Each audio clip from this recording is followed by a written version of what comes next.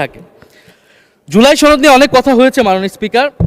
জুলাই সনদ, জাতীয় জুলাই সনদ আমরা যেদিন স্বাক্ষর হয়েছিল, আমরা জাতীয় নাগরিক পার্টি সেদিন স্বাক্ষর অনুষ্ঠানে যাইনি মাননীয় স্পিকার, এবং পরবর্তীতে আমরা স্বাক্ষর করেছি বলা যায় না, আমরা সেইখানে আমাদের কমেন্টটা দিয়ে এসেছিলাম মাননীয় স্পিকার।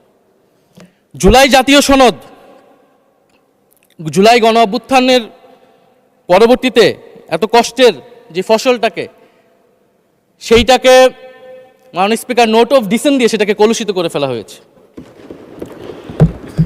যেদিন জুলাই জাতীয় সনদ স্বাক্ষর হয় সেদিন জুলাই জাতীয় সনদের মেজর সংস্কারগুলোতেই পাশে একটা নোট লেখা হয়েছে যে কোনো রাজনৈতিক দল বা জোট তাদের নির্বাচনী ইস্তিহার উল্লেখপূর্বক যদি জনগণের ম্যান্ডেট লাভ করে তাহলে তারা সেই মতো ব্যবস্থা গ্রহণ করতে পারবে।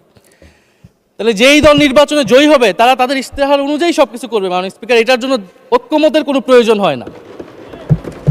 আপনি যদি নির্বাচনে জিতে আপনার ইস্তেহার মতোই সবকিছু করবেন, তাহলে আপনার সাথে আমার কিসের ঐক্যমত, কিসের আলোচনা? এবং সেই নোটগুলো কিভাবে লেখানো হয়েছে, কিভাবে বল প্রয়োগ করে, শক্তি প্রয়োগ করে ঐক্যমত কমিশনকে চাপ দিয়ে লেখানো হয়েছে মাননীয় স্পিকার, এটা ঐক্যমত কমিশনের আমি মনে করি এখন বলার সুযোগ হয়ে এসেছে, সময় এসেছে। ফলে জুলাই জাতীয় সনদ কে আমরা অ্যাকসেপ্ট সেই সময় করতে পারি নাই, এবং মাননীয় স্বরাষ্ট্রমন্ত্রীর ভাষাকে ধার করে আমি বলতে চাই যে জুলাই জাতীয় সনদ এক অন্তহীন প্রতারণার দলিলে পরিণত করেছে মাননীয় স্পিকার বিএনপি এটাকে, এবং ৭২-এর সংবিধানকে আওয়ামী লীগ দলীয় ইস্তেহারে পরিণত করেছিল, কলুষিত করেছিল, এবং জুলাই জাতীয় সনদকে বিএনপি কলুষিত করেছে, দলীয় ইস্তেহারে পরিণত করেছে মাননীয় স্পিকার। আপনি বলছেন জুলাই জাতীয় সনদ, তারপরে আপনি দেখাচ্ছেন হচ্ছে আমার দলীয় ইস্তিহার, তাহলে এখানে তো কোনো ঐক্যমতের সুযোগ নাই। এরপরে আসলো গণভোট। গণভোটের আদেশ নিয়ে সমালোচনা আছে, এবং এই সমালোচনা আমরাও করেছি যে রাষ্ট্রপতি এই ধরনের অর্ডার দিতে পারে কিনা।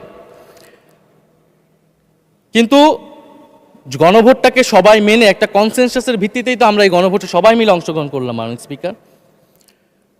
বিএনপি এবং তৎকালীন বিএনপির বর্তমান মাননীয় প্রধানমন্ত্রী এবং চেয়ারপারসন তিনি নিজেও সংস্কারের পক্ষে, হ্যাঁ পক্ষে ভোটে প্রচারণা করেছেন। ফলে আপনাদের ইলেকশনের আগে এটা পরিষ্কার করা প্রয়োজন ছিল যে এই গণভোট আপনারা মানেন না, এই গণভোটে হ্যাঁ বা না জিতুক এটার সাথে আপনাদের কোনো সম্পর্ক নাই। ওনারা কিন্তু মাননীয় স্পিকার সেটা করেননি। ফলে জুলাই গণভোট এটা রাজনৈতিক সিদ্ধান্ত এবং গণরায়।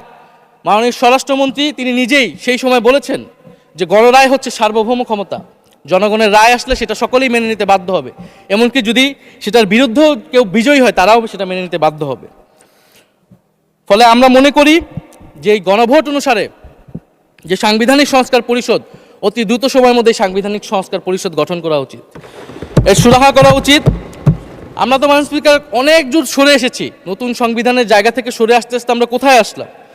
আমরা খুবই সামান্য কিছু দাবি এইখানে এসেছে, জুলাই জাতীয় সনদ বা গণভোট যেটাই বলেন না কেন, যে একটা উচ্চকক্ষ হবে ভোটের অনুপাতে, তত্ত্বাবধায়ক সরকার হবে।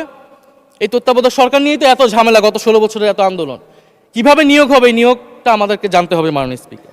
নির্বাচন কমিশনার এবং সাংবিধানিক প্রতিষ্ঠানগুলোতে কিভাবে নিয়োগ হবে, একটা নির্দলীয় এবং গ্রহণযোগ্য নিয়োগ আমরা কিভাবে করতে পারি যেটা দেশকে বিভাজিত করবে না, বিরোধী দলের উপরে বিরোধী দলের অধিকার ক্ষুণ্ণ করবে না, এবং সবচেয়ে গুরুত্বপূর্ণ বিচার বিভাগ পৃথকীকরণ মাননীয় স্পিকার। এগুলা আমরা 5ই আগস্টের পরে আসমান থেকে বলি না, এগুলা গত 16 বছর আলোচনা হয়েছে। বিএনপির 31 দফায় আলোচনা ছিল, আরও অনেক রাজনৈতিক দলের আলোচনাতে, সংস্কারের আলোচনা থেকে আমরা মাননীয় স্পিকার ধার করেছিলাম। হ্যাঁ, বিচার বিভাগ এই মুহূর্তে পৃথকীকরণ বা বিচার বিভাগের স্বাধীনতা নিয়ে কনসার্ন আছে, কারণ আওয়ামী লীগের নিয়োগকৃত অনেক বিচারক মাননীয় স্পিকার এখনও রয়ে গেছে বিচারালয়ে, যারা এই জামিনগুলো করিয়েছে ফ্যাসিস্টদের। কিন্তু সেটার একটা সুরাহা আপনারা করেন, আমরা সহযোগিতা করব, কিন্তু তারপরে তো বিচার বিভাগের স্বাধীনতা মাননীয় স্পিকার নিশ্চিত করতে হবে। গুম এবং মানবাধিকার অধ্যাদেশ বাতিল করলেন, আপনারা বলছেন ভালো আইন নিয়ে আসবেন, তো ভালো আইন যতক্ষণ পর্যন্ত আনতে পারছে না ততক্ষণ পর্যন্ত মাননীয় স্পিকার আপনাদের সমালোচনাটা সহ্য করতে হবে। আপনারা ভালো আইন নিয়ে আসুন এবং অতি দ্রুত সময়ের মধ্যে নিয়ে আসুন, আমরা দেখি। মাননীয় স্পিকার, এই সংসদে, এই অধিবেশনে আরেকটি বিষয় বারবার এসেছে, সেটা হচ্ছে মুক্তিযুদ্ধ এবং জুলাই গণ অভ্যুত্থান। মুক্তিযুদ্ধকে মাননীয় স্পিকার আমরা শ্রদ্ধা করি। আমরা মনে করি এই প্রজন্ম যারা জুলাই গণ অভ্যুত্থানে অংশগ্রহণ করেছি, জুলাই গণ অভ্যুত্থানের মধ্য দিয়ে মুক্তিযুদ্ধের নতুন রূপ তৈরি হয়েছে, মুক্তিযুদ্ধের নবায়ন হয়েছে। মাননীয় স্পিকার, ফলে মুক্তিযুদ্ধের সাথে জুলাই গণ অভ্যুত্থানের কোনো সাংঘর্ষিক অবস্থান নেই। আমরা বারবার বলেছি মুক্তিযুদ্ধ, জুলাই গণ অভ্যুত্থান হচ্ছে মুক্তিযুদ্ধেরই আরেকটি ধারাবাহিকতা। মুক্তিযুদ্ধে আমরা সাম্য মানবিক মর্যাদার কথা বলেছি, জুলাই গণ অভ্যুত্থানে আমরা বৈষম্য বিরোধী গণতান্ত্রিক বাংলাদেশের কথা বলেছি। মাননীয় স্পিকার, কোথায় পার্থক্য, কোথায় আলাদা, এবং কোন ঘটনা বড় কোন ঘটনা ছোট, এটা অহৈতুক তর্ক। মাননীয় স্পিকার, আমরা কেউ বলি নাই যে জুলাই গণ অভ্যুত্থান মুক্তিযুদ্ধের থেকে বড়, বা জুলাই গণ অভ্যুত্থান 90-এর থেকে বড় বা 90-এর থেকে ছোট। জুলাই গণ অভ্যুত্থান এক বিশেষ ঘটনা বাংলাদেশের ইতিহাসে, মুক্তিযুদ্ধ এক বিশেষ ঘটনা, মুক্তিযুদ্ধ বাংলাদেশের ফাউন্ডেশন। মাননীয় স্পিকার, এটার ব্যাপারে আমরা আনকম্প্রোমাইজেবল, এটা নিয়ে কোনো বিতর্কের কোনো সুযোগ নাই।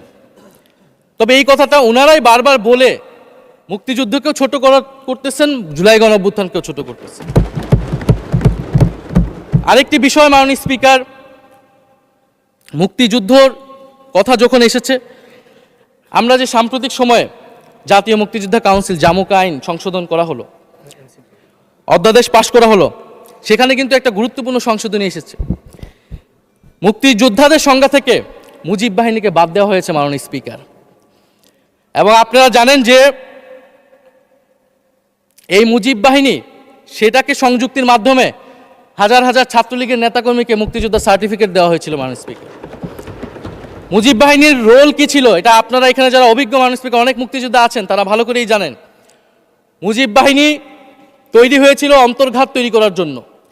তারা অস্ত্র হাতে দেশে পাকিস্তান বাহিনীর বিরুদ্ধে যুদ্ধ করে নাই। তারা দেশে ঢুকে মুক্তিযুদ্ধের আওয়ামী লীগ বারে অন্য যেই পক্ষগুলো রয়েছে তাদেরকে হত্যা করেছিল। মাননীয় স্পিকার, ফলে মুজিব বাহিনী কিন্তু কোনো মুক্তিযোদ্ধা না বর্তমান আইন অনুসারে। কিন্তু এখানে অনেক মুজিব বাহিনীর কিছু লোক আছেন, তারা নিজেদেরকে মুক্তিযোদ্ধা হিসেবে বারবার জাহির করছে। ফলে আমাদেরকে এই ফারাকটাও করতে হবে। মাননীয় স্পিকার, এবং মুক্তিযুদ্ধের পক্ষ বিপক্ষের রাজনীতি গত 50 বছর ধরে হয়েছে। আমরা এই সমাধান এখনো কেন করতে পারিনি? মাননীয় স্পিকার, এর দায়ভার কে নেবে? বিএনপি কি নেবে না, যারা 29 বছর জামাতের সাথে রাজনীতি করেছে? একটা কথা তো এখন সবাই বলে, সাথে থাকলে সঙ্গী, না থাকলে জঙ্গি। ফলে এটার দায়িত্ব ছিল তো উনাদের, এই রিকনসিলিয়েশন তৈরি করা, এই প্রশ্নের সুরাহা করা। জুলাই গণ অভ্যুত্থানের পরে, স্বাধীনতার 54-55 বছর পরে জাতীয় সংসদে মুক্তিযুদ্ধের পক্ষ আর বিপক্ষ বলে ভাগ থাকবে, এটা তো মাননীয় স্পিকার আমরা প্রত্যাশা করি না, এটা এই প্রজন্ম প্রত্যাশা করে না। আমি মাননীয় স্বরাষ্ট্রমন্ত্রীর সাথে একমত পোষণ করি যে ইতিহাসের এই বিতর্ক আমাদেরকে সমাধান করতে হবে, একপাশে রেখে সামনের দিকে এগিয়ে যেতে হবে, এবং এটা সব পক্ষকে এটার জন্য দায়িত্বশীল ভূমিকা পালন করতে হবে। মুক্তিযুদ্ধ যেমন কোনো দেশের ষড়যন্ত্র না, আবার মুক্তিযুদ্ধের নাম করে এদেশে যে লুটপাট ফ্যাসিবাদ কায়েম হয়েছে, সেটাও আমাদের ভুলা যাবে না। মাননীয় স্পিকার, মাননীয় স্পিকার, জুলাই গণ অভ্যুত্থান সকলের অংশগ্রহণে হয়েছিল, এটা আমরা বারবার বলেছি। তবে বিএনপির বিভিন্ন সদস্য তারা তাদের আলোচনায় বারবার বলার চেষ্টা করে যে আমরা ছিলাম না, আমরা তো এভাবে ছিলাম, এভাবে ছিলাম। এটা তো প্রমাণ করার প্রয়োজন নাই। মাননীয় স্পিকার, এটা কেন এত হীনমন্যতা আমাদের এটা বুঝে আসে না। বিএনপি তো অবশ্যই জুলাই গণ অভ্যুত্থানে ছিল, আমাদের সাথেই ছিল, এবং সেই সময়ের একটা উক্তি বিএনপির মহাসচিব মির্জা ফখরুল ইসলাম আলমগীর, উনি বলেছিলেন যে এই আন্দোলনের সাথে আমাদের সম্পর্ক নাই, এটা ছাত্রদের আন্দোলন। তার ওই বক্তব্য সঠিক ছিল। মাননীয় স্পিকার, তার ওই সময়ে কৌশলগত অবস্থান এটাই সঠিক ছিল, উনি ওই সময় এই বক্তব্যই প্রয়োজন ছিল, এটাতে তো আমাদের কোনো দ্বিমত নাই। মাননীয় স্পিকার, আমাকে ডিজিএফআই, ডিবি, এসবি, বাংলাদেশের হেন কোনো গোয়েন্দা সংস্থা নাই যারা আমাকে ইন্টারগেশন করেছে, টর্চার করেছে, এবং একটা কথা বারবার বলানোর চেষ্টা করেছিল যে এই আন্দোলন বিএনপি জামাতের আন্দোলন, যারা আগুন লাগিয়েছে তারা বিএনপি জামাতের সন্ত্রাসী। এটা একবার তোমরা শুধু বলো। ডিবি অফিসের শেষ পর্যন্ত আমরা বাধ্য হয়েছি আন্দোলন স্থগিতের ঘোষণা দিতে, কিন্তু কখনো এই কথাটা মাননীয় স্পিকার আমরা বলিনি। ফ্যাসিবাদ বিরোধী রাজনৈতিক দলের নেতাকর্মীকে আমরা আন্দোলনের সময় থেকে এখন পর্যন্ত কখনো আমরা অস্বীকার করিনি। কিন্তু একটা জায়গা আমরা ফারাক করতে চাই, যে এই গণ অভ্যুত্থান কোনো দলীয় আন্দোলন নয়। 90-এর গণ অভ্যুত্থান, 69-এর গণ অভ্যুত্থান থেকে এই গণ অভ্যুত্থানের পার্থক্য রয়েছে। মাননীয় স্পিকার, এই গণ অভ্যুত্থানে ফ্যাসিবাদ বিরোধী রাজনৈতিক দলের নেতাকর্মীরা নেতৃত্বে নয়, সামনে পিছনে ছিল। মাননীয় স্পিকার, সামনে সাধারণ জনগণ ছিল, ছাত্ররা ছিল। ফলে সেই হিসেবেই এই গণ অভ্যুত্থানকে স্বীকৃতি দেওয়া উচিত। এখন যদি বলা হয় যে অমুকের নেতৃত্বে এই গণ অভ্যুত্থান হয়েছে, আমাদের লোকেরা এই গণ অভ্যুত্থান করেছে, এটা মাননীয় স্পিকার এই গণ অভ্যুত্থানের সাথে যারা সাধারণ মানুষ নেমেছিল, যারা শহীদ হয়েছে, তাদের সাথে মাননীয় স্পিকার বিশ্বাসঘাতকতা করা হবে।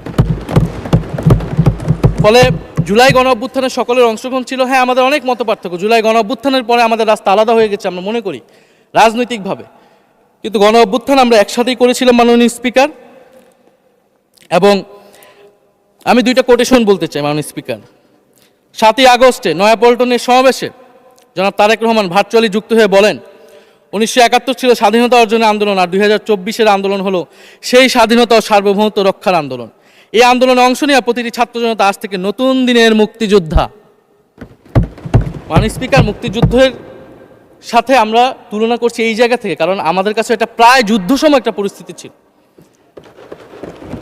6 আগস্ট বঙ্গভবনে আলোচনা শেষে ব্রিফিংয়ে মির্জা ফখরুল ইসলাম আলমগীর বলেন, ছাত্র জনতা বুকের রক্ত দিয়ে আমাদের নতুন এক সকাল উপহার দিয়েছে, বাংলাদেশ আজ দ্বিতীয়বার স্বাধীন হলো, এই স্বাধীনতা আমাদের রক্ত দিয়ে রক্ষা করতে হবে। মাননীয় স্পিকার, আমরাও বলি রক্ত দিয়ে রক্ষা করতে হবে। মাননীয় স্পিকার, আমাকে একটু সময় বাড়িয়ে দিবেন। আমি যে সময়টা পেয়েছি এটা বিরোধী দলের কোটা থেকে, আমি আশা করব সরকারি দলের কোটা থেকে আমি আরও 10 মিনিট পাবো। মাননীয় স্পিকার, মাননীয় চিফ হুইপ এবং সংসদ নেতা নিশ্চয়ই এটাতে সম্মতি দিবেন।